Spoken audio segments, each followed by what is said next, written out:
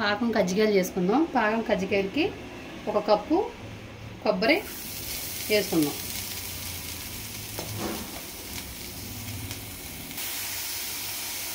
ఏ కప్పుతో అయితే బెల్లం కొబ్బరి తీసుకున్నామో అదే కప్పుతో 1 అరకప్పు బెల్లం. ఎక్కువ వేయకూడదు, ఎక్కువ తీపుంటే మళ్ళీ తినలేము. ఎందుకంటే పాకం కజ్జికాయలు కాబట్టి పైన పాకం ఉంటుంది కాబట్టి లోన తీపి ఎక్కువ చేసుకోకూడదు. ఇది బాగా కరిగి దగ్గరికి అయ్యేదా చూద్దాం.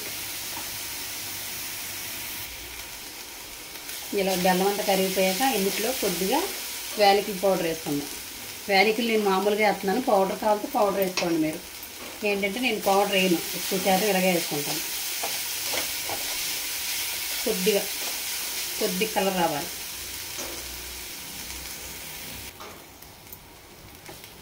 ఇలాగైతే సరిపోయిద్ది. కొబ్బరి ఉండలు మనం ఎలా చుట్టుకుంటామో అలాగైతే సరిపోయిద్ది కరెక్ట్గా. ఇది అయిపోయింది, దింపేద్దాం. కొబ్బరి కూర అయిపోయింది, దింపేద్దాం.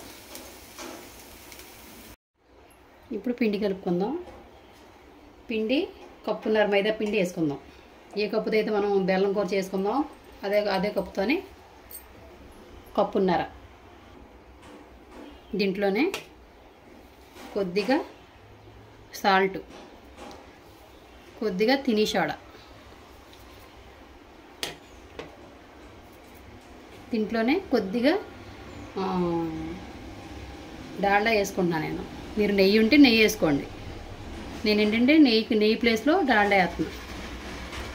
వేసుకొని బాగా కలుపుకుందాం.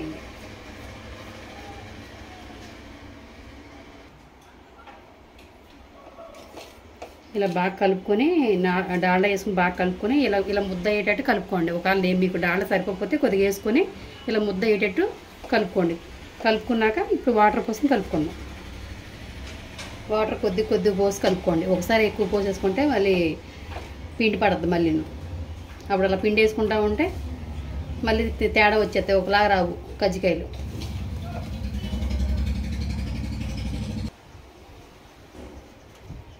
ఇలా కలిపేసుకున్నాక దీన్ని మూత పెట్టేసుకొని పక్క పెట్టేసుకొని ఇప్పుడు పాకం పెట్టుకుందాం.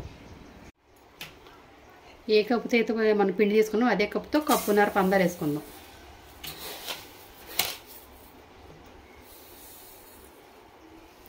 దీంట్లోనే 1 అరకప్పు వాటర్ వేసుకుందాం.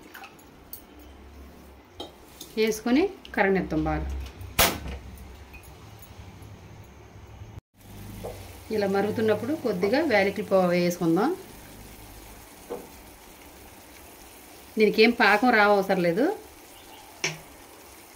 పాకం రాకుండా కొంచెం జిగిరికి అంటుకుంటే చాలు. తీగ పాకం కూడా అక్కర్లేదు. మరి తీగ పాకంగా ఉంటే మటుకి ఇలా మరీ పాకం రాకుండా ఇలా జిగిరికి అంటుకుంటే చాలు. ఇలా జిగిరిగా అయిపోయింది. పాకం దగ్గరికి వచ్చింది, దింపేద్దాం. మరీ బాగా దగ్గరికి వస్తే మనం కజ్జికాయలు వేసేసరికి మరీ బాగా చిక్కగా అయిపోయి పట్టదు. అప్పుడు ఇలా నీళ్ళు కొంచెం ఇలా జారుకుంటూనే పడుతుంది పాకం.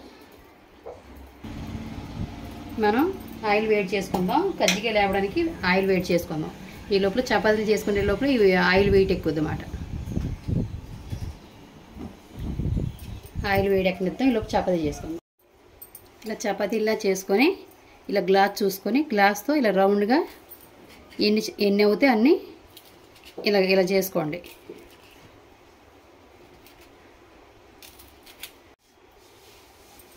ఇలా రౌండ్ కట్ చేసుకున్నాక ఇందులోని ఒక్కొక్క కొబ్బరి ఉండలు మనం చేసాం కదా, అవి ఇలా మధ్యలో ఇలా పెట్టేసుకొని దీనికి కొద్దిగా వాటర్ తడి చేయండి. ఇలాగా చుట్టూ విడకండా ఇలా నొక్కేసుకొని ఇలా 4 స్పూన్తో బయటికి రాకుండా పూర్ణం ఇలా చుట్టూ ఇలా ప్రెష్ చేయండి. ఇలా ప్రెష్ చేస్తే ఒక డిజైన్ కింద ఉంటుంది, బయటికి రాదు. ఇలాగే అన్నీ చేసేసుకుందాం. ఆయిల్ వీటెక్కాక ఇలా చేసుకునేవన్నీ ఒక్కొక్కటి వేసేసుకుందాం.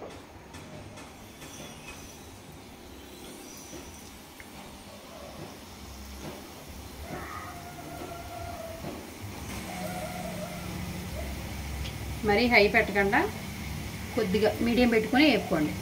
బాగా వేగితే మాట.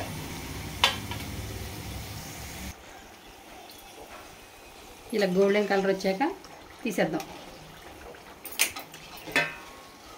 తీసేసి ఒక ప్లేట్లో వేసుకొని తర్వాత పాకం వేస్తాం. పాకం అయితే కొద్దిగా గోరువెచ్చగా ఉండాలండి. అలా చూసుకొని గోరువెచ్చగా ఉండేటట్టు వేసుకోండి, లేదంటే పాకం పీల్చదు.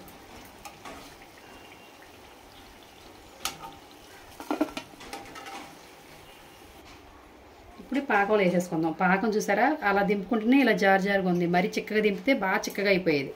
ఇప్పుడు ఈ పాకంలో వేసేసుకుందాం. వేసేసుకొని ఒక 10 సెకండ్లు దీంట్లో వండిద్దాం. ఉంటే బాగా పాకం అంతా పీల్చుకుంటుంది అన్నమాట.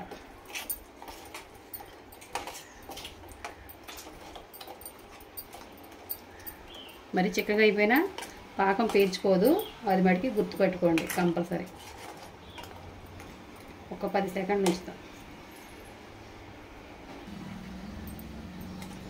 ఇప్పుడు తీసేద్దాం, ఒక ప్లేట్లో తీసేద్దాం. చూస్తారు ఎలా పాకం పట్టుకున్నాయా? ఒక ప్లేట్లో తీసేసుకొని మరి అలా జారుగా ఉంచినా కజ్జికాయలు బాగోవు, మరి అలాగని చిక్కగా ఉంచినా పీల్చుకోవు. కరెక్ట్గా తీసుకుంటేనే పాకం ఇలాగా పీల్చుకుని బాగుంటాయి కజ్జికాయలు. పాకం కజ్జికాయలు రెడీ.